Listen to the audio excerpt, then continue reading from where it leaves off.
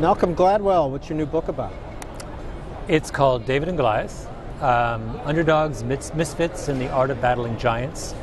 And it's about underdogs. I got really interested in telling the stories of people who seem weak and powerless, and yet go on to accomplish great things. And that was a puzzle of how they managed to do that I thought was worthy of a book.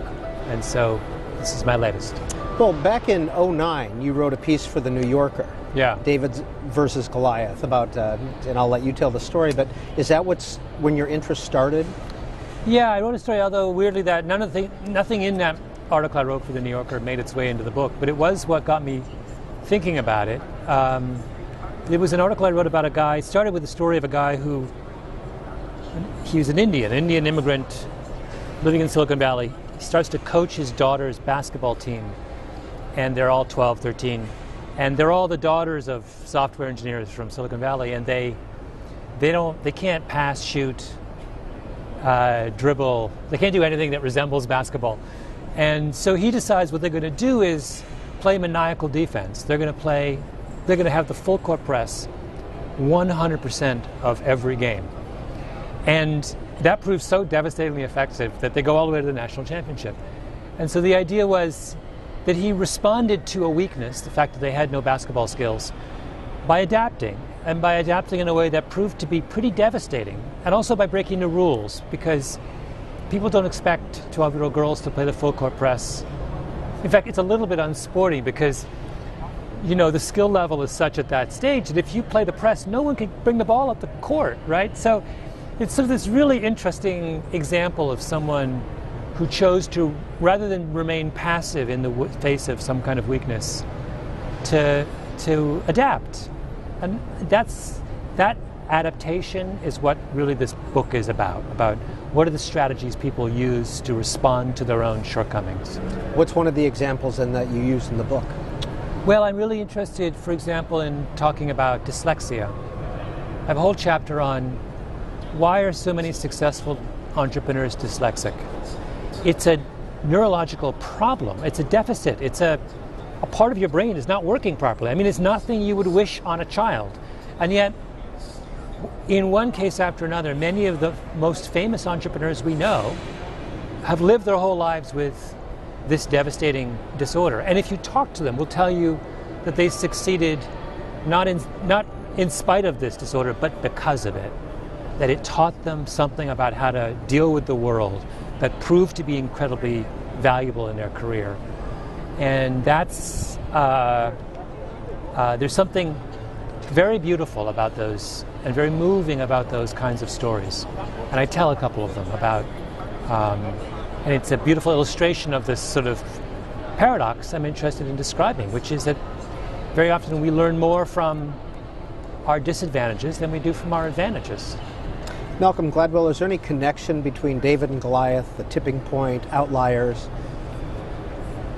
Well, I wish there were. I wish there was some grand unfolding narrative so I could argue that if you own one, you had to own them all.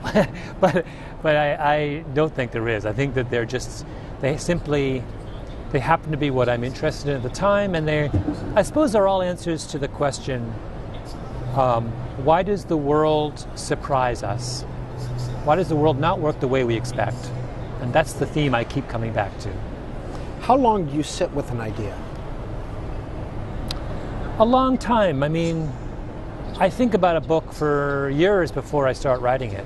I don't think, if you're going to ask a reader to commit a big chunk of their life to your book, you have to correspondingly commit a big chunk of your life to that book. In other words, you cannot expect people to make the investment in you if you don't take your time. And so I thought about this one and collected ideas for years before I started writing. Some of the David and Goliath stories that we've heard are military stories, the Viet Cong versus the U.S. Army. Are those included at all in your book?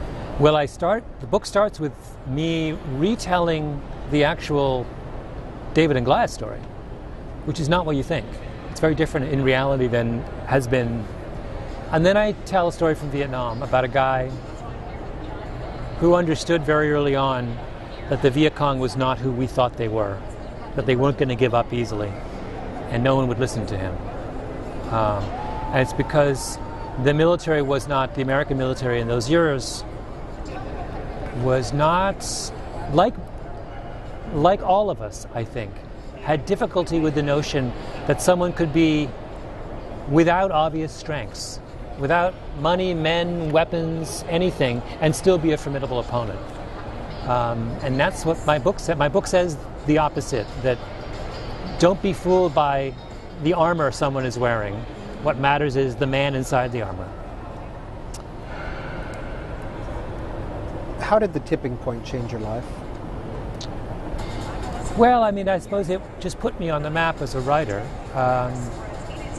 And so it paved the way for the success of my other books. It didn't change me personally. It just made my life, my professional life, a little easier. People, I suppose, return my phone calls a little faster than they used to.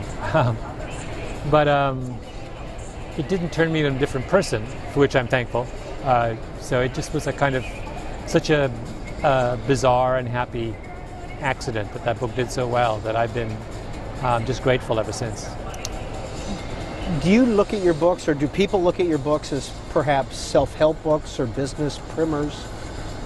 Well, you know, all great books are self-help books, in that they encourage us to look more closely at ourselves and what we think and how we behave, and so in that sense they are. They're not how to change your life in 7 easy steps, but the reason I write them is I want people to take a step back and say, and just rethink their own experience, to say, oh, that had not occurred to me, or oh, that's how I make sense of that, or that sheds a whole new light on something that's happened to me or someone I know. Malcolm Gladwell, there's a reason Goliaths are Goliaths, and that's because they've been successful. How do they maintain their success? Well, that's a great question. The first half of my book is devoted to the ways in which Goliaths shoot themselves in the foot. That the acquisition of success sows the seeds for failure. And breaking out of that cycle is very, very difficult. You know, every single day we look around us and we see once mighty institutions falling. I mean, the camera that is recording this show is by Sony. Sony was once the mightiest electronics company in the world. Last year they lost, I read this in the newspaper yesterday, $8.5 billion. And some people say they should shut down their electronics division. I mean, that's happened in 10 years. They've gone from the top of the heap to a situation where people say openly they should pack it in. You know, this country, we talk about Vietnam. There has never been an individual country as powerful as America was in 1964. And what happened over the next 10 years in Vietnam? We were humbled, right? So I mean, there's there is something I think profoundly humbling about what happens to giants, to Goliaths, and to be someone in position of great authority and power is a more precarious position than I think most people realize. Why do Goliaths shoot themselves in the foot? Well, there are many reasons. I explore just a couple. One is they assume the same strategies that made them great will keep them great. And that's not true. And the two is they underestimate just how useful struggle was, how creative it made them. When you don't have enough, when your business could shut down tomorrow, when you're constantly at the very end of your wits, you know, I mean, some cases you fold and die, but if you don't, you learn how to be innovative and to take chances and to take risks and do all kinds of things that you're propelled to do, all kinds of things you wouldn't ordinarily do. When you get comfortable, you're no longer under that compulsion. And that is a huge, that's a huge transition that many organizations or individuals can't make. They simply They forgot how useful their old disadvantage was. Are there lessons to be learned for the American political system from David and Goliath? As a Canadian, I'm always very wary of ever holding forth on the American political system. I'll only say this, I don't know that there are. I'm in a minority on this, but as someone who's not from this country, I'm always impressed at how good our political system is. I think, look around the world, is there one that you would trade for American system? I mean, none of them are perfect. Ours isn't perfect. It's pretty good. We're all pretty happy with it. We all pay our taxes. We don't leave.